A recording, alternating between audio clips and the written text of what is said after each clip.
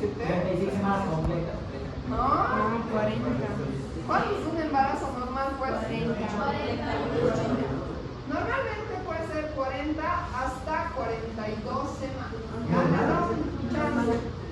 O sea, normal se puede esperar hasta las 42 que nazca, sin que, digamos, tenga mucho riesgo. Pero ya llega a las 42, es considerado un embarazo prolongado.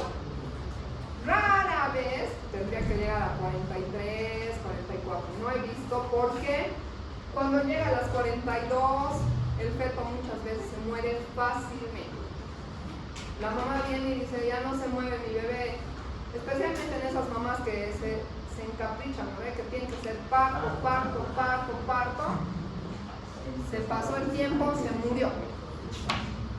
Entonces, ahí está, vean.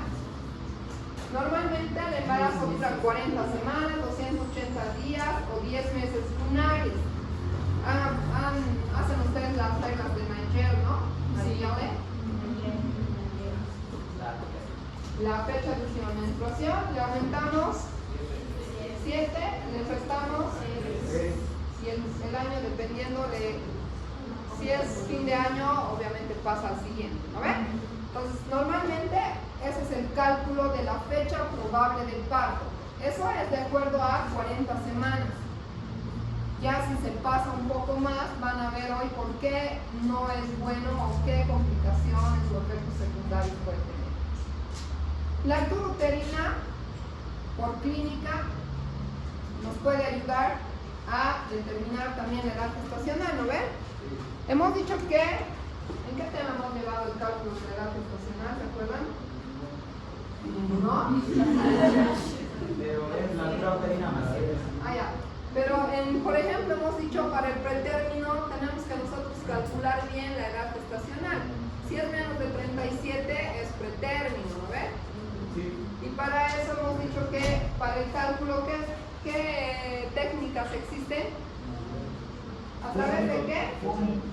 La fecha de última menstruación. Si la paciente es consciente, se anotaba, sabe, o tenía ciclos regulares, sí nos sirve la fecha. Pero si no se acuerda, no sé, es que estaba dando de lactar a mi bebé y resulta que me embaracé otra vez, no es confiable, esta no nos serviría, ¿no ven? Si esa no nos sirve, ¿cuál va a ser la otra? La eco. Y especialmente del primer trimestre, ¿no? Mejor si es de las 5 o 6 semanitas cuando se dio cuenta que estaba embarazada. Ahora ya han visto que mis alumnos han visto que existen unas aplicaciones, ¿no ven? En el celular, y ahí directo ponemos por ecografía, de qué fecha era la eco, cuántas semanas tenía, nos calcula la edad actual. Pero también hay gestogramas móviles, ¿han visto? O ni modo, suman pues, antiguamente. Calculan cuántos días tenía este mes, 31 más 30 más 31 más 28, calculan. Si la paciente no tiene eco, nunca hizo controles, no se acuerda de su fecha, la clínica, ¿lo ves? Y esto es la altura uterina. Pero tomando en cuenta, si ahorita se ponen a pensar, si es oligohidramnios, no nos va a servir. Si es polihidramnios, no nos va a servir, ¿no ves? Si es obesa, puede ser que no nos sirva. Pero si es normal, no todo bien, sí nos ayuda la altura uterina. Entonces recuerden siempre estas tres cosas, chicos, para poder calcular la edad gestacional y no cometer errores. Puede ser que la paciente no se acuerde y llegue a tener 42 semanas, ¿no? Pensando que tenía menos edad gestacional, y eso es algo grave, porque vamos a ver por qué es tan grave que el embarazo se prolonga. Pues ahí está, vean, la altura uterina, hemos dicho que del ombligo para abajo vamos a aumentar 5, ¿no ven?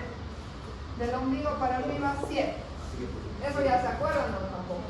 Sí. Si mide 30, ¿cuántas semanas tiene? Si tiene 25, 30. 20. Hacer ombligo es 20. Ah. Si tiene 25, he dicho. 32. Más o menos 32. ¿No ven? Entonces ya se ubica. ¿Todos se ubican? O por ahí para algunos no saben de lo que estamos hablando. Tienen que preguntar después, si no aplazamos en el examen.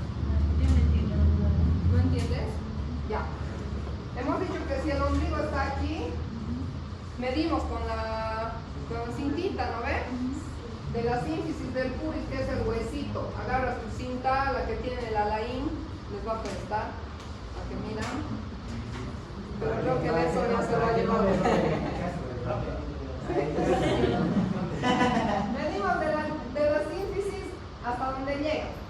Si llega, digamos, aquí tenía 15 centímetros, ¿cuántas semanas más o menos por clínica?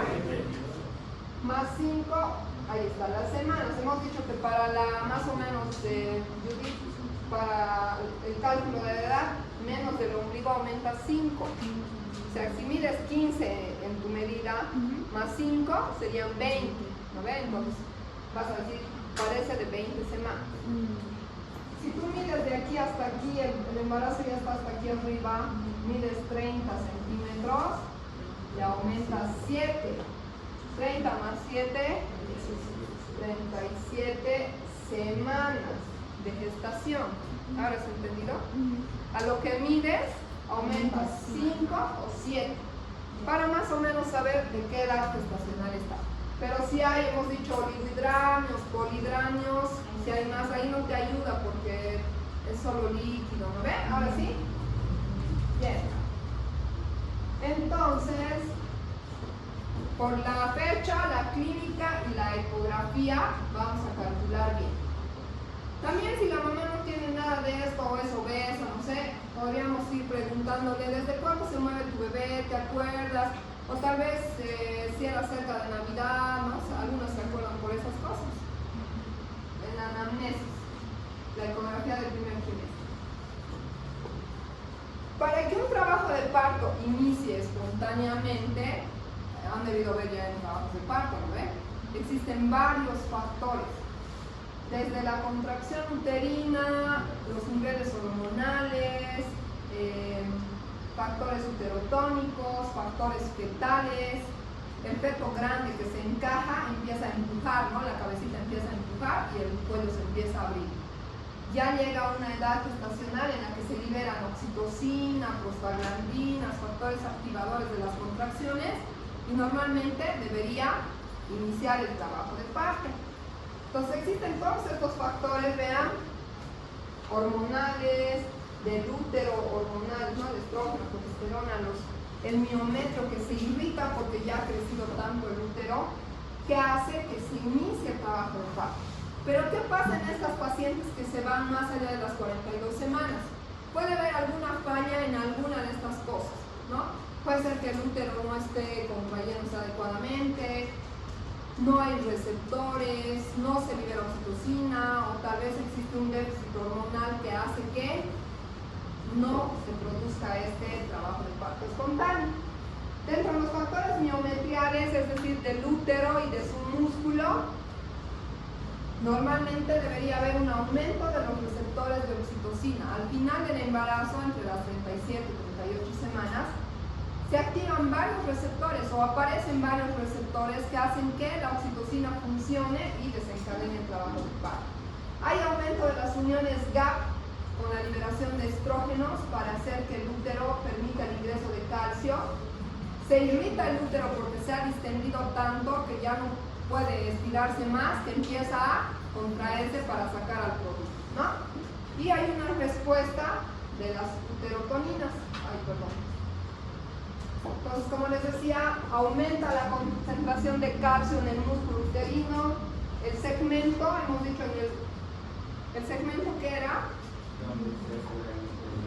donde se hace el corte de la cesárea, pero era el segmento que se adelgaza para el parto, ¿no? A medida que el útero va creciendo, este segmento se adelgaza cada vez más, haciendo que en algún momento llegue también a adelgazarse tanto que se ha jalado y empieza a irritar el útero, ¿no? Hay liberación de sustancias como la endotelina, factores activadores plaquetarios, prostaglandinas, factores cervicales. El cervix, vean en esta imagen, les he dicho que más o menos mide entre 3.5 a 5 centímetros, ¿no? Es así de largo, vean, de aquí a aquí. A medida que avanza el embarazo, el cervix se va acortando porque el feto le está comprimiendo y porque además están liberando sustancias que degradan las sustancias que la mantienen cerrada para prepararse para el momento del parto. Entonces el cervix se va acortando, se va borrando. Eso es lo que normalmente debería pasar en un trabajo de parto, ¿no? Entonces ahí empieza a dilatarse, empieza a borrarse, aumenta su flexibilidad, hay cambios a nivel del cervix, aumentan o mejor dicho, cambios en el colágeno, aumenta el ácido hialurónico, disminuye el dermatansulfato que hacía que se cierre ese cuello, y hay cambios en la matriz extracelular y rotura de las fibras miometriales, ¿no? También para el inicio de un trabajo de parto hay factores hormonales. El embarazo es una etapa llena de progesterona, ¿no? Normalmente las mujeres que no estamos embarazadas y estamos, dicen los hombres, locas, tenemos estrógenos, ¿no ven? Por eso es que en las mujeres menopáusicas baja su estrógeno y les dan los síntomas de la menopausia. Pero en el embarazo es la progesterona la que mantiene el embarazo, la que ayuda a que el bebé se encuentre dentro del útero. La progesterona, para mantener el embarazo durante 40 semanas, disminuye el calcio intracelular, disminuye las proteínas GAG, disminuye los receptores de oxitocina, pero también aumenta las enzimas que degradan la prostaglandina, ¿no? A diferencia de los estrógenos, que vean, aumenta las hormonas o proteínas contráctiles, aumenta el calcio intracelular, pero gracias a la progesterona, durante el embarazo, esto se mantiene cerrado, ¿no? O estable. La oxitocina, que hace rato han dicho que era uteroinhibidor, pero no es un uteroinhibidor, más bien lo que hace es aumenta la liberación de los depósitos de calcio. Si aumenta la liberación de calcio, ¿qué ocurre? Contracciones, ¿no? Entonces el músculo va a empezar a contraerse y se inicia el trabajo de parto. También aumenta la producción de prostaglandinas y hace que el cérvix empiece a dilatarse, ¿no? A borrarse, a dilatarse. Dentro de las prostaglandinas, especialmente se libera lo que es la fosfolipasa 2, la prostaglandina E2, F2, en el amnion, en el mecorio. Eso es lo que contiene, por ejemplo, el misoprostol, ¿no? Cuando se inducen los abortos, se libera prostaglandinas y por eso se dilata. Pero al final del embarazo empiezan a liberarse las prostaglandinas. La liberación de estas prostaglandinas de igual manera hace que aumente el calcio, aumente las uniones GAP y se logre la maduración del cérvix.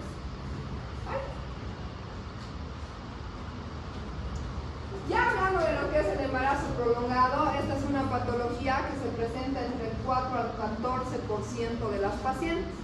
Es decir, que puede hasta en 14 de 100 prolongarse su embarazo, ¿no? Puede variar en algunos países, pero vean los factores asociados a que se prolongue el embarazo: el déficit de sulfatasa, de algunas sustancias que inducen el mismo trabajo del parto, la anencefalia fetal, que no comprime, ¿no? Si el bebé no tiene su cerebro, su cráneo, no va a presionar a nivel del cuello, ¿no?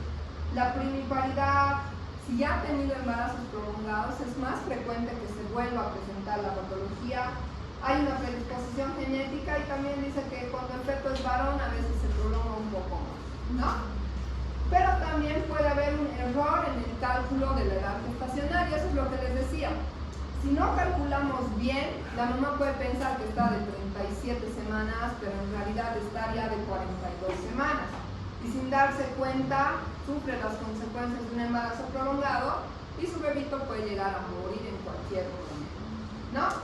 Entonces, para el diagnóstico, para saber si este es un embarazo prolongado o no, la paciente va a venir y va a decirles, no, doctor, yo tengo 10 meses de embarazo, o mi bebé no nace. Y ahí ustedes, lo primero que van a hacer, ¿qué va a hacer? ¿Qué? Retocardia. Bueno, la retocardia está bien, pero ¿qué se les va a venir? ¿Qué tienen que hacer? Si les dice estoy de 10 meses, ¿le van a creer? No. Van a calcular pues la edad gestacional, calcular todos los métodos que puedan. No significa que porque la paciente esté segura de su FUN, ustedes se quedan con su FUN. Siempre usen todas las fórmulas, o sea, todos los métodos para calcular. ¿Ya? Le van a preguntar si la paciente tenía ciclos regulares, si se acuerda cuándo se embarazó, cuándo fue su última menstruación. En aquellas pacientes que fueron sometidas a procedimientos de fertilización, por ejemplo, tienen que preguntar cuándo se realizó el procedimiento o la colocación del embrión, ¿no? Porque es diferente el cálculo en esas pacientes. También vamos a ver la fecha de la ovulación, cuándo le salió positiva la prueba de embarazo, si se hizo la prueba de embarazo y le salió positiva, cuándo ya se movía el bebé o se auscultaba al sujeto carne. Si les dice se auscultaba, no sé, hace 6 meses, ya van a poder ustedes ver quizás si realmente es un prolongado, ¿no? La exploración física van a medir, como decía, ¿no? La altura uterina, van a tratar de medir la circunferencia abdominal, algo que les ayude a clínicamente también llegar al diagnóstico, y le van a pedir si tienen la primera ecografía, con eso calcularán. También pueden pedirle una ecografía en ese momento y le tienen que pedir para ver cómo está el bebito, ¿no? Si está, y no le van a pedir solo una ecografía normal. ¿Qué ecografía le van a pedir? Doble, para saber cómo está, si está bien el feto, si le está llegando sangre o no. Van a ver por qué. La ecografía, ¿por qué pedimos la del primer trimestre? Porque vean que, por ejemplo, cuando es menos de 20 semanas, hay un error de 7 días. Las primeras ecografías miden casi siempre exactamente el saquito cuánto medía y de acuerdo a eso la edad gestacional. Pero si tenemos una ecografía de entre 20 a 30 semanas, hay una variación de 2 semanas. Y en el tercer trimestre, más de 30 semanas, hay una variación de 3 semanas. O sea que no es tan real. Puede ser que ese bebito se haya restringido y sea más pequeñito, o puede ser que ese bebé ya sea más grande, le hacen la ecografía en ese momento y les dice, no sé, pues 40 semanas y en realidad tenía 37 porque hay una variación de 3 semanas, ¿no? Entonces siempre es mejor la ecografía del primer trimestre. Ahora vamos a ver por qué es importante o por qué no podríamos dejarle a la paciente tener 42 semanas. ¿Qué pasa con uno en el tiempo? ¿Qué le va pasando a una persona? Envejece, ¿no ve? Igual la placenta va envejeciendo mientras más semanas de gestación tiene. Y eso hace que en algún momento la... ¡Ay, no! La placenta, vean, se calcifica o tiene zonas de infarto. La placenta hemos dicho que es la que le nutre al bebé, ¿no? Le pasa toda la sangre de la mamá al bebé, es su medio de vivir, de subsistir. Entonces, si nos pasamos en el tiempo, hay una disminución de los capilares. En los espacios intervellosos hay más zonas de fibrina, la placenta está vieja, calcificada, infartada, haciendo que le llegue menos sangre al bebé. Existe lo que es un síndrome, el síndrome de Clifford en estos bebitos. Hemos visto que en la restricción de crecimiento, ¿se acuerdan? En la que era la tardía, ¿por qué un mecanismo fisiopatológico se daba la restricción? Porque había una insuficiencia placentaria, ¿no? Por alguna patología materna, no sé, o por embarazo también prolongado. Hay una restricción de crecimiento asimétrico tardío, el líquido amniótico va disminuyendo cada vez más porque le está llegando menos sangre, hemos dicho que los riñoncitos trabajan menos, y puede haber también alteraciones en el corazón porque el corazoncito está tratando de mandar al cerebro y a los riñones, que son más importantes, la mayor cantidad de sangre, pero haciendo un mayor esfuerzo, entonces una insuficiencia cardíaca. Entonces vean que el líquido amniótico al principio es de 10 ml. Hemos dicho que más o menos entre la semana 30 a 32 llega a su pico máximo de 800 ml y a medida que pasa el tiempo va disminuyendo. Cada semana disminuye mucho más. Entonces al final del embarazo, en un embarazo prolongado, va a haber una reducción del líquido amniótico. ¿Por qué hay una disfunción ventricular fetal? ¿Por qué el corazoncito va a sufrir o va a tener mayor trabajo? Porque está tratando de disminuir la producción renal, hay una disminución de la producción de orina, aumenta la dilución fetal y hay cambios, ¿no? Hemos dicho que si le llega menos sangre al feto porque su placenta está vieja, el fetito va a tratar de proteger a sus órganos importantes. Pues va a mandar más sangre al cerebro, un poquito a los riñones, y a los otros órganos no les va a mandar porque necesita proteger su cerebro.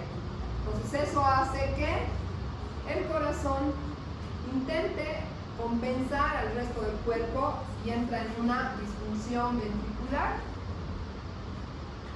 Y como consecuencia, si ustedes auscultan, el corazón va a tener variaciones de la fetocardia, ¿no? Va a tener taquicardia al principio, hasta que ya se agota tanto el corazón y entra en una bradicardia. ¿Y qué le va a pasar al bebé? Va a ser grande porque ha crecido más. A medida que aumenta el tiempo, el feto va aumentando de peso. Aumenta más o menos entre 200 a 300 gramos. Si se ha quedado 2 o 3 semanas más, el feto es 4 kilos, 4,200, 4,500, 5 kilos. Y eso no significa que es un bebé gordito bonito, ¿no? Significa que va a haber complicaciones. Hemos dicho que si el bebé es macrosómico, el útero se ha jalado más, a la mamá le puede dar atonía por sangrado, ¿no? No se va a contraer bien. Si nace por parto, imagínense un bebé de 5 kilos naciendo por parto, se va a fracturar la clavícula o a la mamá le va a producir desgarros vaginales. Entonces no es nomás que van a nacer postérmino y grandote. Va a haber un síndrome de posmadurez. El bebé va a empezar a tener sufrimiento fetal, se va a hacer caquita dentro del útero, va a ser como un viejito que se ha remojado más tiempo en el líquido, va a estar todo arrugado, se va a empezar a pelar su piel. Puede haber un síndrome de aspiración meconial, es decir, que si el bebé se ha hecho caquita porque ha empezado a sufrir y se ha quedado más tiempo de lo debido ahí adentro, esa caquita que se haga, al nacer se la puede aspirar. ¿Ya han llevado en pediatría o todavía el síndrome de aspiración meconial? Se aspira y le puede dar una neumonía, ¿verdad o no? El bebé grande va a ser como un diabético, puede tener hipoglicemia porque necesita más energía que él no produce para intentar a la vida, ¿no? Y esto hace que aumente la mortalidad perinatal y también aumenta la morbilidad materna, hemos dicho por los desgarros, por otras causas asociadas al parto de estos bebés. Nos vamos a quedar ahí, chicos, porque ya es 26, creo, 27. No vamos a poder terminar, pero como la siguiente semana no sé si van a estar dispuestos a escucharme antes del examen, podríamos, si se portan bien, no sé si me caen bien, podríamos hacer un resumen antes del examen, porque es a las 6:30, pero con la condición de que la siguiente avancemos a full o no sé qué hagamos, pero tenemos que terminar el tema, ¿ya?